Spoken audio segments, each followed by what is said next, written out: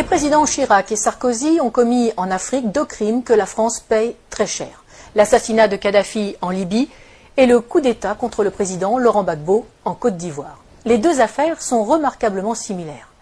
Pour résumer, dans les 2 cas, un président français en exercice a sciemment utilisé la force militaire française contre un pouvoir légitime d'un État tiers pour imposer un régime plus favorable à des intérêts privés et, semblerait-il, également pour éliminer des preuves de financement occulte de campagnes électorales françaises. Et ce sont les populations tant françaises que libyennes ou ivoiriennes qui en paient le prix humain, financier, sécuritaire et démocratique. C'est le cadre général tant en Libye qu'en Côte d'Ivoire.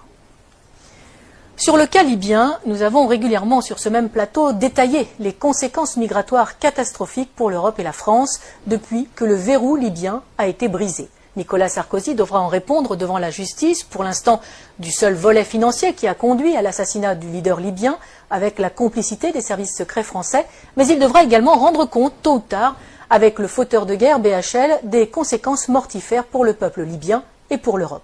Ces 2 hommes ont du sang sur les mains et quel que soit leur caste, ils devront rendre des comptes. Le cas de Laurent Gbagbo est lui aussi exemplaire.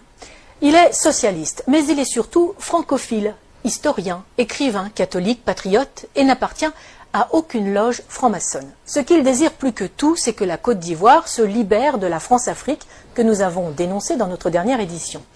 Il veut aller, comme il le dit lui-même, au-delà des discours. Je cite: « Pour l'instant, il n'y a que des discours, tant que les piliers seront debout, la présence de l'armée française, le franc CFA et le choix des présidents, la souveraineté des pays d'Afrique ne sera qu'un leurre et la France-Afrique, la réalité. C'est un anachronisme, un scandale tellement énorme, cette dépendance. » Fin de citation. Il va vite devenir l'homme à abattre, d'autant qu'il n'est pas prompt à accepter les exigences de Villepin ou de Chirac qui attendaient, selon ses propos, des valises de billets et pas des valises de francs CFA. Longtemps opposant à Félix Houphouët-Boigny, emprisonné pour cela par le Premier ministre de l'époque, un certain Ouattara, qui est désormais l'actuel président, il est élu à la présidence de la République de Côte d'Ivoire en 2000 face à Robert Guéhi. Dès lors, la France n'aura de cesse de lui faire quitter le pouvoir de gré ou de force. Dès 2002, il doit faire face à une tentative de coup d'État par des éléments armés par le Burkina Faso. Non seulement la France ne le prévient pas de l'attaque, comme Laurent Gbagbo le dira plus tard, bien sûr qu'ils ne m'ont pas prévenu puisqu'ils étaient dans le coup. Mais Michel Alliot-Marie, alors ministre de la Défense de Chirac, refuse de faire jouer les accords de défense pourtant imposés à l'indépendance en 1960 par Paris. C'est une affaire ivoiro-ivoirienne, dira-t-elle. Henri Emmanuelli, ancien président PS de l'Assemblée nationale, expliquera cette trahison par cette sentence, je cite, « Laurent Gbagbo a eu depuis le début un souci, faire de la Côte d'Ivoire un pays indépendant. C'est cela qui ne lui a pas été pardonné. » Pour Laurent Gbagbo, ce coup d'État est la conséquence directe d'une loi sur l'assurance maladie qu'il a fait voter. Une loi destinée à mettre en place 2 caisses, une pour les paysans, une pour tous les autres travailleurs, financées par les bénéfices du cacao, du café, de l'EVA, mais aussi des mines de diamants et d'or. Les compagnies de la France-Afrique y voient une menace trop grande pour leur marge. Le coup d'État est donc lancé. La moitié nord du pays sera depuis cette date sous la domination de bandes de pillards et de rebelles. L'immigration de dizaines de milliers d'étrangers et la distribution de cartes d'électeurs visent à fausser le vote des Ivoiriens et à faire main basse sur le sud, Eldorado agricole et minier de l'Afrique. 30% de la population ivoirienne est, selon les dernières estimations, d'origine étrangère. En 2010, lors de l'élection présidentielle à Bouaké, fief de la rébellion et de Ouattara, on relèvera 250 000 votes exprimés pour 150 000 électeurs inscrits. Mais les événements ne vont pas assez vite. Pire, le régime légal de Laurent Gbagbo tient bon et avance vers la modernité. Décentralisation, création de conseils généraux qui s'attellent à la construction de lycées, de dispensaires, de routes. Les succès du Sud, sous le contrôle du pouvoir légal d'Abidjan, font rêver les Ivoiriens de la partie nord qui subissent les pillages et l'arbitraire des rebelles qui soutiennent Ouattara. Laurent Gbagbo est de plus en plus populaire. Si Laurent Gbagbo n'est pas dupe, il confiera depuis sa cellule à La Haye, je cite, « Pour anticiper les coupes d'État, il me suffisait de suivre les cours du cacao ». Il fait preuve de retenue, accepte de discuter même avec les rebelles, et malgré le double jeu du gouvernement français.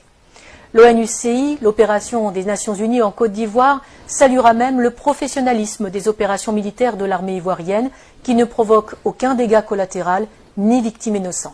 Il faut donc trouver un prétexte. La première tentative majeure date du 6 novembre 2004. Deux Sukhoi de l'armée ivoirienne, pilotés par des mercenaires biélorusses, bombardent la zone de confiance, dénommée aussi ZOC, notamment à Man et Bouaké, et font 9 morts et 39 blessés parmi les soldats français. L'armée française réagit et détruit les moyens aériens de la Côte d'Ivoire, ce qui l'empêchera de lutter efficacement contre les rebelles. La force Licorne doit se lancer à l'assaut d'Abidjan. C'est la dernière partie d'un plan en 4 phases. Un plan qui a si bien réussi en Côte d'Ivoire que la France l'a appliqué en Libye et au Mali. D'abord, un appel à l'aide d'un gouvernement fantoche ou rebelle reconnu comme légal. Ensuite, une première promesse d'aide par l'organisation régionale qui se retrouve vite dépassée. Puis un mandat de l'ONU au nom de crimes contre l'humanité, viols, etc. Et enfin, l'intervention de la France sur le plan diplomatique, économique et militaire pour mettre en place les hommes choisis. Mais en 2004, la dernière partie cafouille. Des informations révélées par Wikileaks et des enquêtes de presse suggèrent une manipulation visant à justifier une action militaire contre Gbagbo. En 2016, la juge d'instruction française Sabine Kéris demande le renvoi devant la Cour de justice de la République, la CJR, des anciens ministres Dominique de Villepin, Michel Alliot-Marie et Michel Barnier, suspectés d'avoir permis l'exfiltration des mercenaires responsables de l'attaque contre les forces françaises. Pour Laurent Gbagbo, les services secrets français ont retourné son chef d'état-major, Mathias Doué, pour une attaque sous faux drapeau afin de légitimer la réaction française. Le parquet général près la Cour de cassation a indiqué n'avoir pas saisi à ce stade la commission des requêtes de la CJR. En 2011, alors que Laurent Gbagbo a remporté les élections de 2010, malgré les quelques 450 000 électeurs fantômes rajoutés dans le Nord, Ouattara et ses amis français décident de forcer les urnes. Ils contestent les élections, mais refusent de recompter les bulletins, qui sont détruits. Curieusement, le premier décompte avait été confié à une société française dont le directeur recevra un contrat de plus de 152 millions d'euros par le gouvernement Ouattara.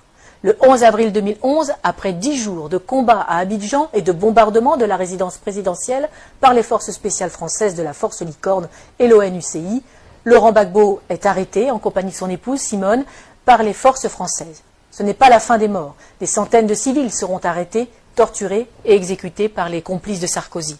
La famille de Laurent Gbagbo, les militants, les ministres, les professeurs, des fonctionnaires. Autre victime de cet assaut, sans doute l'une des plus belles bibliothèques de livres classiques français de toute l'Afrique, seule richesse reconnue de Laurent Gbagbo et qui sera détruite par les bombes incendiaires françaises, tout un symbole. On peut se douter que les nouveaux maîtres de la Côte d'Ivoire ont mis le pays et les industries en coupe réglée. À commencer par Alassane Ouattara, l'ami intime de Nicolas Sarkozy, de Laurent Fabius et de Martin Bouygues, et aussi, aux surprises, de Georges Soros. Le moindre coupeur de route et assassin du Nord est devenu qui préfet, qui commandant de police, qui chef des armées ou président de l'Assemblée nationale. Les compétences comptent peu, c'est le nombre de fusils à disposition qui prime tout. Mais parlons des Français. Claude Guéant, l'ancien ministre de l'Intérieur et secrétaire général de l'Élysée de Nicolas Sarkozy, a installé une antenne de son cabinet d'avocats à Abidjan, où il fait des allers-retours fréquents pour développer ses affaires et celles de son gendre, Jean-Charles Charqui, devenu conseiller d'Alassane Ouattara. L'ancien ambassadeur de France au moment du putsch est devenu consultant et passe sa vie dans l'ombre de Ouattara. Les chefs militaires de l'opération Licorne sont devenus consultants et se sont vus confier la juteuse modernisation de l'armée ivoirienne. Il ne faut pas non plus oublier les fameuses annulations des dettes africaines. Ces dettes ne sont pas annulées, elles sont en fait privatisées. Les sommes dues et qui ont été payées par les contribuables français sont finalement payées à des entreprises privées du pays créancier pour réaliser des travaux dans le pays créditeur. Travaux largement surfacturés, le plus souvent, les contribuables français sont volés de leur remboursement, les Africains spoliés de leurs investissements. Et généralement, les entreprises favorisées sont dirigées par de grands amis des présidents et ministres en place en France. Ils ne peuvent quand même pas exécuter Laurent Gbagbo, bien que un procès en Côte d'Ivoire, oui, mais sans lui, car il est trop populaire. À la Cour pénale internationale, ce sera mieux, surtout qu'elle est le parfait outil de justice des vainqueurs. Externalisé donc à La Haye pour un procès à charge et inique, le procureur a à sa disposition un budget de plus de 28 millions d'euros. La défense, 76 000 euros. L'une des principales sources d'accusation est l'association Human Rights Watch, qui est entièrement financée par Soros, ami de Ouattara. Malgré ça, Par 2 fois, en 2016 et en 2018, le tribunal ne peut que constater l'absence totale de preuves dans le dossier du procureur. Aucun élément de preuve, aucun témoin fiable.